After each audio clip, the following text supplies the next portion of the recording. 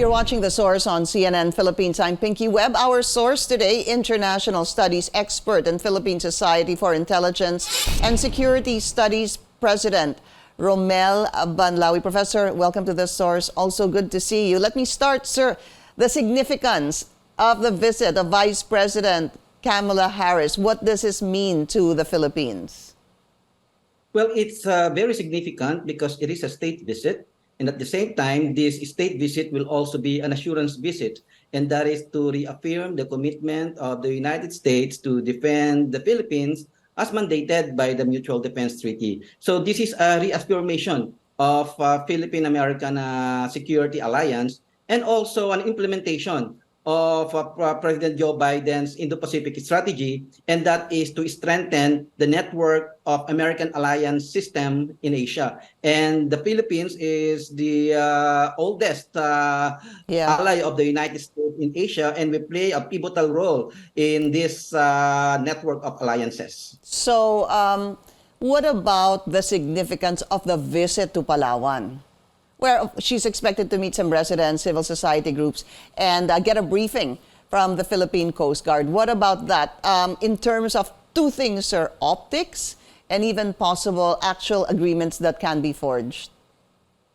Well, there are two major values of the visit to Puerto Princesa, Palawan, because the public announcement is that the Vice President will be there to observe the implementation of a marine protected area, which is an exemplary practice in the Philippines that can be replicated elsewhere and can also be applied in various waters around the Philippines, including the Benham Rise and even the West Philippine Sea. It is also significant because it is located in an area where there is an American facility built in accordance with the Enhanced Defense Cooperation Agreement. There's an American facility there hosting American troops and even accommodating American equipment in order to support American military activities not only in the Philippines but also in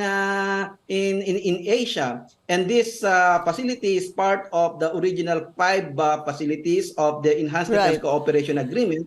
And there is a plan to build another facility in that area to a total of 10 American facilities inside the Philippine bases. So that would be subjected to a lot of speculations that the visit of President Harris in the Philippines is not only for purposes of environmental protection, but there is also a deep strategic consideration. Yeah, as you mentioned a while ago, there are 5 sites presently for EDCA, or the Enhanced Defense Cooperation System, and there was a proposal actually to add 5 more. So as we're showing right now, you mentioned in Palawan, that is the Antonio Bautista Air Base, no? But there's a proposal for 5 more. So this leads the question, will her visit possibly seal the deal for an additional number of EDCA sites?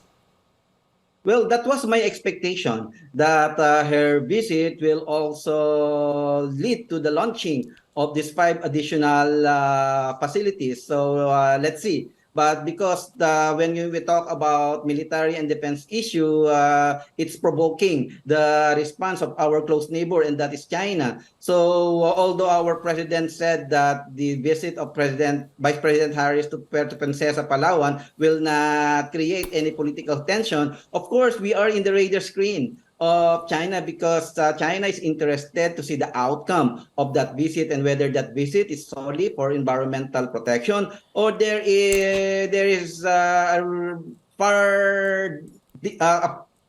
deeper reason behind it, more strategic and more operational in terms of American military Indo-Pacific strategy. And that's something we need to talk about. We just need to take a short break. We will be right back.